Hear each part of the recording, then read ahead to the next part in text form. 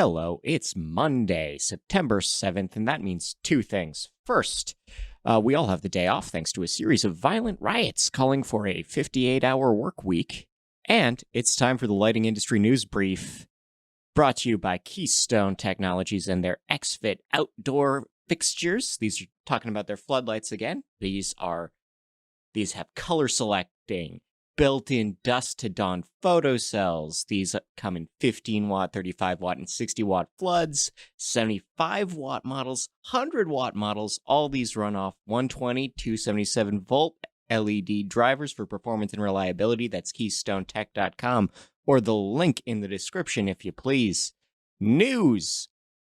The Ies Progress Report is available. You can see all their products of the year or wait for everyone to announce their own individually. Lamp Recycling CEO arrested at climate protest. This is Ricolight's Nigel Harvey. He was later released without charges. The LRC staff are following Dr. Figueroa to Rutgers. Interim head of the LRC, Dr. Ray, has announced that the majority of current LRC staff are following their former head researcher. Lux Live is going virtual and adding a UV-focused event. The UV event is for the 22nd. The digital festival will take place November 11th and 12th.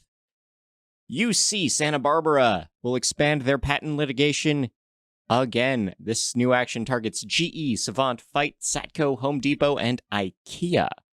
Judge certifies class action suit against Acuity. Now the discovery phase may begin. This is, again, stockholders suing Acuity over false claims about profitability. Southwire has acquired CEP. Both are based in California. Construction Electrical Products has been purchased for an undisclosed amount. No one's losing their job over this. Ledvance has won their patent suit. This is an ITC judge striking down infringement claims. Kickler has been accused of patent infringement. Heavy-duty lighting claims 10 patents were stepped on by some slim wall packs. Daylight savings time is bad for you. This is from the Journal of Sleep Medicine, collecting a bunch of data related to light and light exposure timing during the switch, and it's dangerous. It's dangerous. Eco Lighting sued for selling counterfeit masks. This case alleges that Eco sold $400,000 worth of N95s and KN95s to MJL Enterprises, but they were not, in fact, N95s or KN95s. They just said so on the box. California may require LED for horticultural lighting. This is in their 2022 update to Title 24. The requirements don't strictly say LED only, but they're so strict, you're going to have trouble seeing halogens get into that space again. Will anyone pay for sustainable lighting? This is an article addressing the question of cost in a more circular economy. What's new in the ASHRAE/IES/ANSI 90.1 code? Craig DeLuey explains it over on Get a Grip on Lighting, episode 151. We've had some close calls with COVID-19, both Michael and their guest Spencer Miles, and they discuss what they've learned from that. The Lighting Practice explains germicidal UV. This is a quick primer from Michael Barber and Ian Wilson.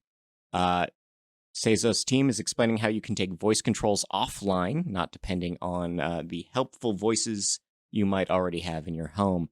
Everlight has been convicted for stealing trade secrets. 3 former Seoul Semiconductor employees have received their maximum sentence for this. Everlight has now sued Seoul Semiconductor for spreading false information related to that decision.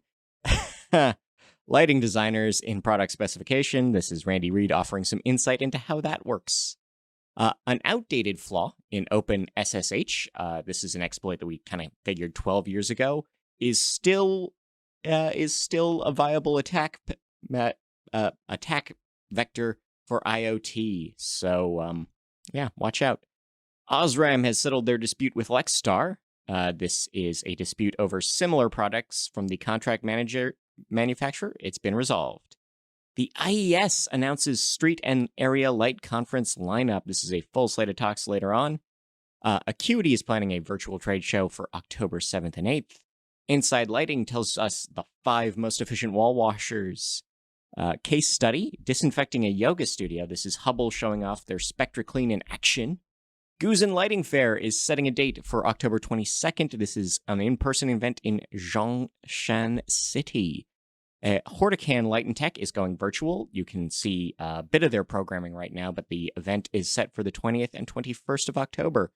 This is a new software tool from lighting analysts. This is an exterior lighting calculation tool. It's on the web now. CEDIA Expo is teasing their event, also virtual. They've already released one talk, From Savant to Whet Your Appetite.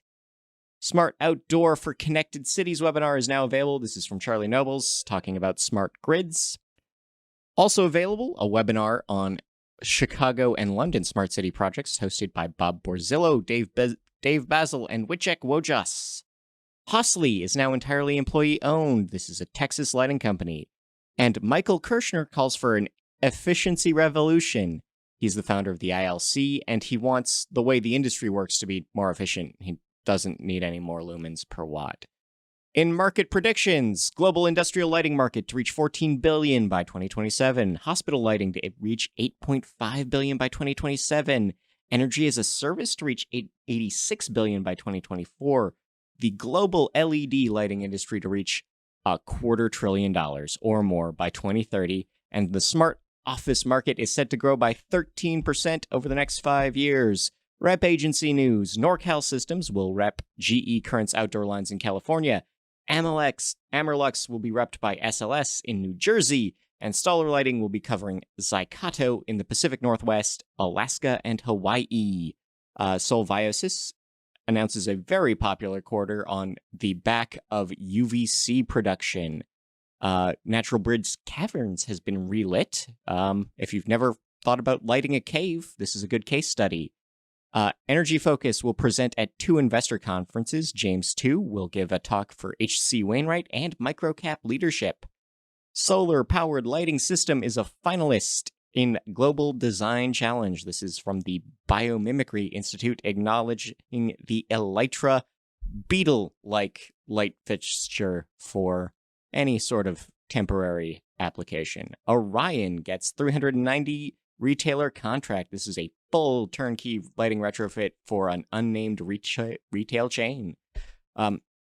Hospital parking lots are badly lit, and Raquel Rutledge investigates the safety of healthcare workers because of that. Signify has completed their share buyback program. This is over a million shares have been repurchased by the company. Local news: LA has declared a winner in their streetlight selection competition. This is a modular design from Project Room. Drake Lighting is moving. They're bringing their lighting manufacturer and their servicing company into one big campus. Milford is adding outdoor lighting installations all around, thanks to a program from Energize Delaware. Chicago, as of the 10th, is asking everyone to dim or turn off their lights at night. Hundreds of millions of birds will be migrating at night over the city. Saskatchewan is funding a rare earth processing facility. This is from the Rare Earth Research Council, and they're spending $31 million on this. Madison Heights is replacing 1,700 streetlights. Amherst is upgrading 3 municipal buildings, town hall, a library, and a police station. Lindenhurst, New York is spending $5 million on efficiency projects. And Mobile, Alabama is switching out 20,000 fixtures on the street. Emor Pacific R&D Center has a new test for blocking blue light to protect your skin. There's a fun little thing you can build, a daylight color tuning control. It doesn't just daylight dim, but daylight matches, so that's cool. A light therapy for bipolar patients speeds recovery time. This is using spectrally tuned lighting based on research at a Norwegian hospital. Texas creates a flexible, cuttable micro LED. Galloway has unveiled a 4-mile-long lighting installation on the Conmara Mountains in Finland. They're blue and green at night. Clarifying a thing, Lewis Latimer's lighting patents are back in the news for Joe Biden-related reasons, and he was the guy that proposed using a carbon-based filament as opposed to, I believe, Edison was using copper.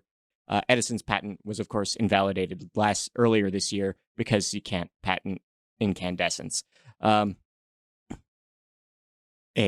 A thing you can do for fun is make a nightlight out of PCBs. This is a small lamp you can make out of discarded LCD modules. And a lighting upgrade has been delayed in Simcoe country because of a nesting osprey on top of the pole. And in hirings, departures, and promotions, Tom Rowe has left Kickler for Dower Manufacturing, and Davis Chastain has been appointed to the role of Western Commercial Sales Manager at Nora. And two things before I go. I should say that Nailed is looking for 2 board members, both a vendor and a distributor. You can email info@nailed.org if you're interested in joining as a member of our advisory board. Second thing is, last week, this show had a little 8 Days Wonder where we were actually on the new business news chart on Apple Podcasts. And that was cool and different, and thank you for helping me do that. I'd like to have that happen again, though. So if you could leave a review, tell a friend, do something, do anything to help us out, that's great. But until next time, enjoy your day and enjoy the music. The long empty spot in this old parking lot with a 6-pack of Mexican beer. Yeah, and you're finally here. And you're finally here.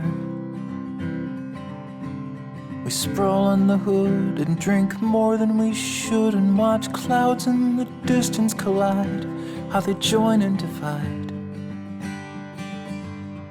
Oh. In just half a day I'll be flying away with the 21st Regiment B over the sea.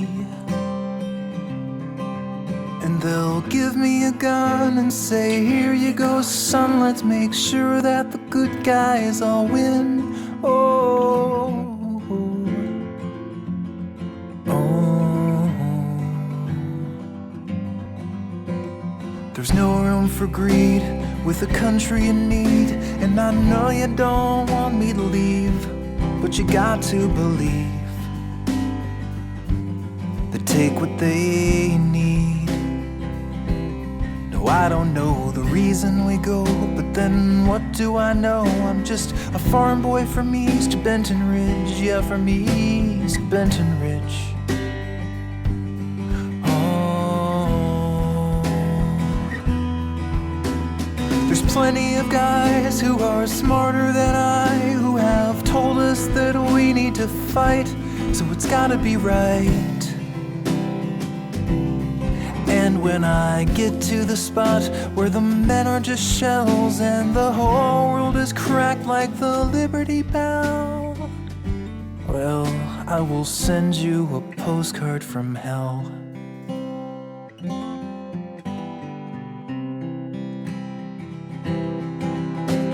The burden was mine, so I signed on the line, and they gave me a number and rank. And I promise, my dear, I will write you this year when my mind's in a dark shade of blank. Yeah, I will send you a postcard from hell.